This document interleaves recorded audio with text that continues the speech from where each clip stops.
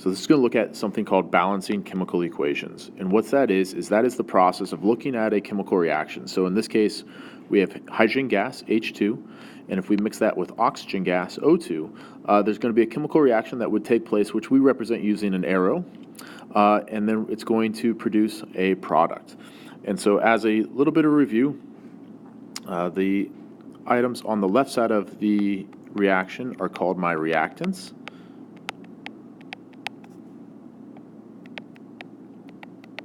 The things that are going to mix together. Whatever is found on the right side of the equation are going to be my products.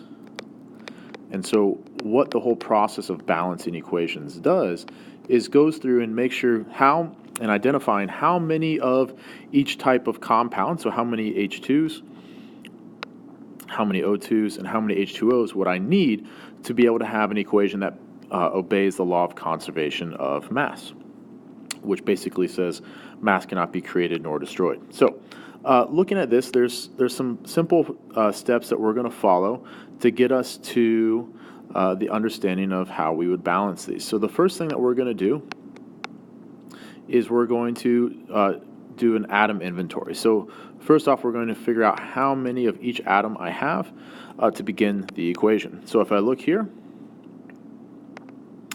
I have 2 hydrogen with H2, I have 2 oxygen with O2, I have 2 hydrogen, and then 1 oxygen with H2O. And I'm going to show this down here where on my reactant side I have 2 hydrogen and 2 oxygen. On my product side I have 2 hydrogen and 1 oxygen. So what I can do then is I'm allowed to change the coefficients, and the blank spaces here are where the coefficients would go. What's implied right now is that there's a 1 right there, even though it's not written, because a 1 wouldn't change any of the values. And what we're allowed to do is we're allowed to change the values of these coefficients to be able to balance out how many hydrogens I have and how many oxygens I have on both the reactants and the product side. So to do that, I see that I need more oxygen on the product side, so I'm going to change this coefficient right here. I'm going to select and make that a 2, and then I'm going to change how much I have of each item now that my coefficient has changed to a 2. So now I have 4 hydrogen and I have 2 oxygen. Well, oxygens are balanced, which is great. Hydrogens are not balanced, so I need to come back over here and change my coefficient for hydrogen here so that I can try to balance that up. I'm going to make that a 2 as well, because what I know is 2 times 2 is going to give me 4. And when I have that, then I see both hydrogen and oxygen have the same amount of atoms on both the reactants and product side, so that would indicate that it is balanced.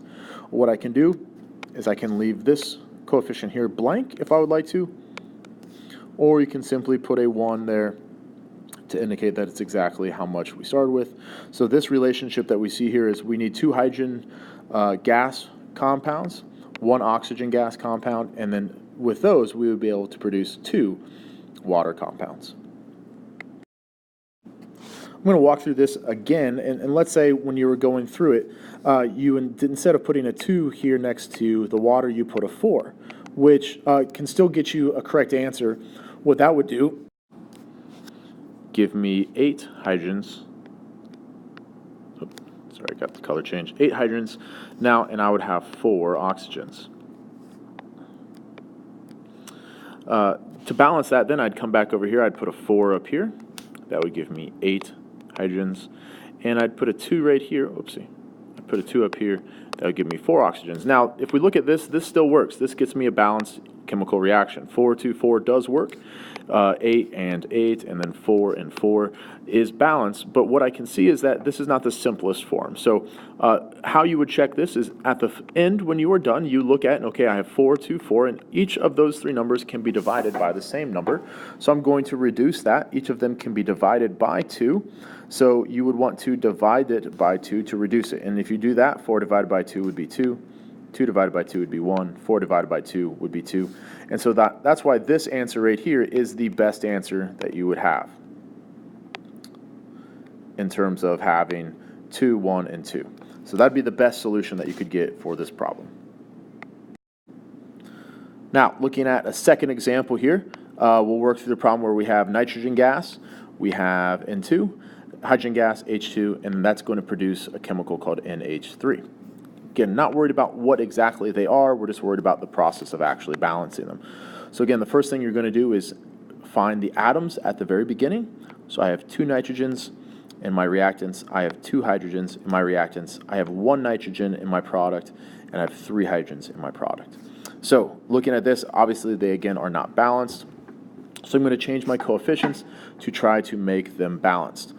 In doing so, I'm going to choose either nitrogen or hydrogen first. I'm going to choose to try to balance my nitrogen first.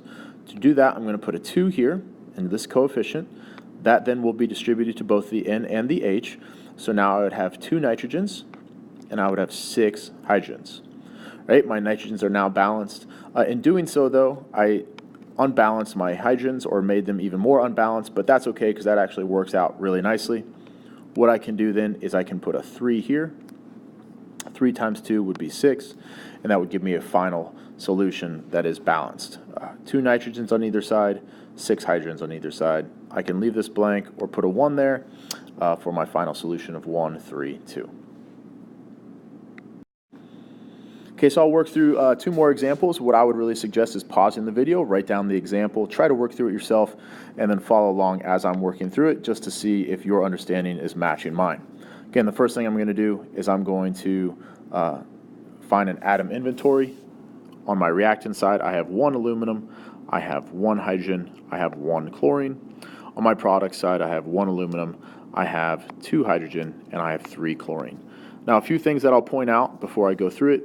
One thing that I notice is aluminum right here is all by itself. There's no subscript, and whatever number I put here as its coefficient is going to be exactly what that aluminum is. So I'm going to try to balance everything else first. That way, no matter what aluminum I have here on my product side, I can just simply put that number here on my reactant side, and that's going to work. A second thing I'm going to point out is HCl right here. So we can see that they're not balanced right now for both hydrogen and chlorine. And I notice, though, whatever number I put here for my coefficient is going to be exactly the same for hydrogen and chlorine since they both have a subscript of 1. So I know then, before I work through the problem, that I need to get my products, hydrogen and chlorine, to be the same value as well. So that's going to be my first goal, to match those up. Then I'm going to balance that here, and then I will try to balance my aluminums last. So what I'm going to see is I have a 2 and I have a 3 on the product side. I know both those values can go into 6 evenly, so my goal is to make them 6. So how can I get those both to 6? For chlorine, I'm going to put a 2 here, because 2 times 3 is 6. That would also change my aluminums to that. How would I get my hydrogen to 6 here? I would have to put a 3 there. 3 times 2 is also 6. Okay, so great. So I got my hydrogen and my chlorine both to the same value. So then what I can do is I can come over here and put a 6 there. That would change both of my hydrogen and chlorine to 6. And then the last thing is I would match up my aluminums. All we have is a 2. Put a 2 there, and that matches it up. Last double check. Aluminums are the same on both sides, 2 and 2. Hydrogens are 6 and 6. Chlorines are 6 and 6. Last thing I'd then double check, is this the simplest form? 2, 6, 2, 3. They cannot all be divided by the same number evenly. So we are done. Last example here, again, I would pause it, try to work through it on your own, follow along then once you are done. A few things to point out with this problem. Again, I would try to solve oxygen at the very end. It's all by itself. No matter what I put here, it's only going to change oxygen. I also notice it's O2, so no matter what down here, my products have to be an even number because anything multiplied by 2 is going to be an even number. So I know that my products' oxygens should have an even number as well. Other things to point out here, I have oxygen in both my compounds here, so I need to account for those separately and make sure that I'm adding them together for my totals down here. So let's start with identifying how many we have of everything. I have 1 carbon, I have 4 hydrogen, and I have 2 oxygen. Carbon's on the product side, 1 carbon, 2 hydrogen, and 3 oxygen. I'm just going to label it up here. I have 2 here, and then I have 1 here. So that's how I'm going to get 3. So I'm going to balance oxygen last. Carbons I can see are the same. So the first goal is to balance the hydrogen. To do that, I would put a 2 here. When I do that, that's going to give me 4 hydrogen, and then that would give me 2 oxygen here. And so 2 oxygen at this location in H2O, 2 oxygen and CO2. So those two added together then would give me a value of 4 oxygen. Then carbons are balanced, hydrogens are balanced. To balance my oxygen, simply put a 2 here. That's going to give me 4. And in doing so, that would balance everything else out. Carbons are balanced 1 and 1, hydrogens are balanced 4 and 4, oxygens are balanced 4 and 4. Again, you could leave the empty ones blank or put a 1 in both of them, right? But a final solution of 1, 2, 1, 2 is the ratio of this chemical reaction that would balance it and allow it to obey the law of conservation of mass. A lot of other examples out there, a lot of other great videos to show how to do this. These are just a few examples that we can work through to see the process of balancing equations. They can get a little bit harder, but if we can understand the basics, going through the harder ones shouldn't be too bad.